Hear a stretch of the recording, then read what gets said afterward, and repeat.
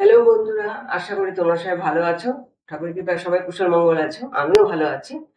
আজকে আমি তোমাদের দেখাবো একটা তৈলাক্ত ত্বকের জন্য, তো অয়েলি স্কিনের জন্য সাংঘাতিক, যাদের মুখে পিম্পলস হয় বা দাগ থেকে যায়, সেরকম রেমেডি একটা তৈরি করে তোমাদের দেখাচ্ছি। দেখো, এটা দেখিয়ে মানে লাগিয়ে তোমরা কি উপকার পাও। আমি জানি এটা লাগিয়ে তোমরা খুব উপকার পাবে, কারণ ভীষণ উপকারী একটা প্যাক আমি তোমাদের বলছি লাগাবার জন্য। লাগিয়ে দেখো কিরকম লাগে, কিরকম উপকার পাও। এটা পুরোপুরি অয়েলি স্কিনদের জন্য। অন্য নর্মাল স্কিনরা তো যে কোনো কিছু লাগাতে পারে, ওদের তো আর কোনো ঝামেলা থাকছে না, কিন্তু অয়েলি স্কিনদের জন্য এটা। যার জন্য তোমরা দেখে নাও যে এটা কি পদ্ধতিতে কি করে আমি এই রেমেডিটা তৈরি করে তোমাদের দিচ্ছি তোমাদের লাগাবার জন্য।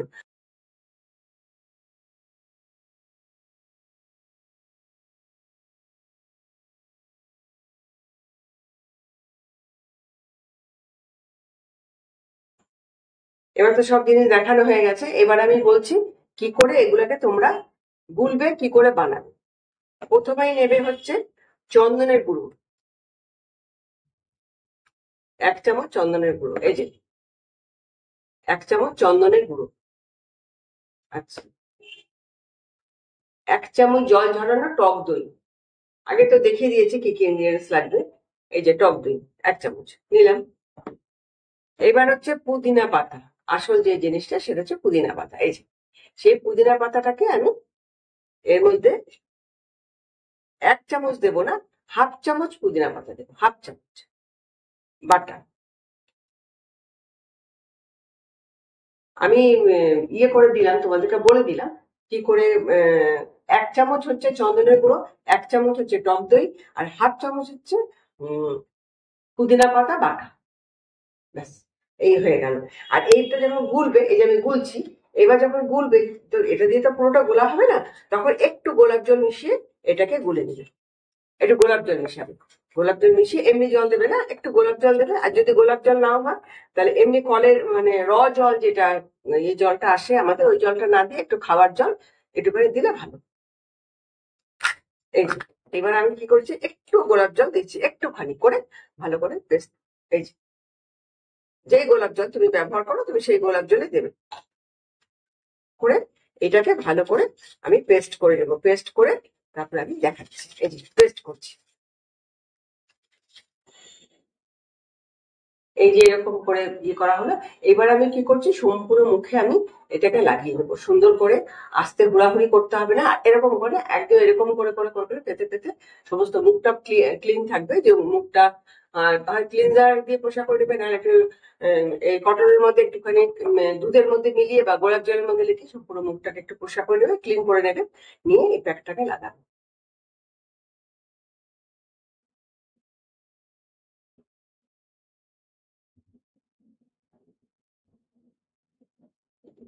এই যে সম্পূর্ণ মুখের মধ্যে আমি লাগিয়ে নিচ্ছি।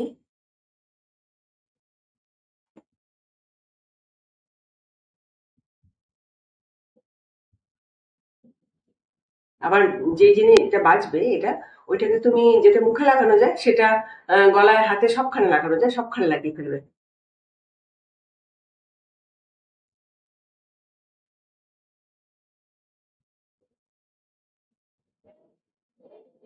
আর পুদিনা পাতাটা না অনেক গুণ। পুদিনা পাতা হচ্ছে অ্যান্টি অক্সিডেন্ট, এটা তো আছেই।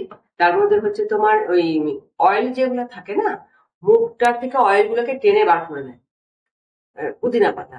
যার জন্য অয়েলি স্কিনের জন্য এই জিনিসটা ভীষণ ভালো, পুদিনা পাতা।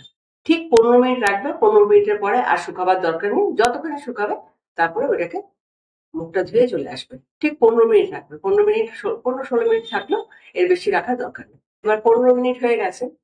এবার আমি কি করব, সম্পূর্ণ মুখটা ধুয়ে চলে আসছি। সম্পূর্ণ মুখটাকে ধোবো, ধোয়ার পরে তারপরে স্কিনটা দেখো কেমন।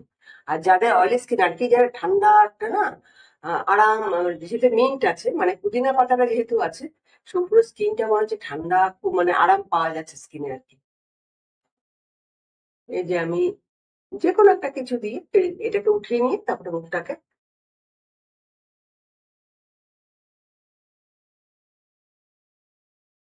ধুয়ে চলে আসবো।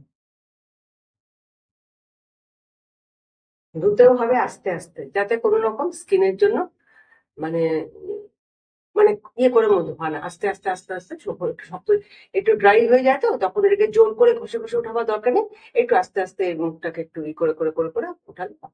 আমি মুখটা সম্পূর্ণ ধুয়ে আসলাম, স্কিনটা দেখো, কিছু তো নেই মুখের মধ্যে, কিন্তু স্কিনটা দেখো একদম মানে এত সুন্দর জিনিসটা। এটা কিন্তু নর্মাল স্কিন, আমার তো অয়েলি স্কিন না, কিন্তু তবুও দেখো স্কিনটা।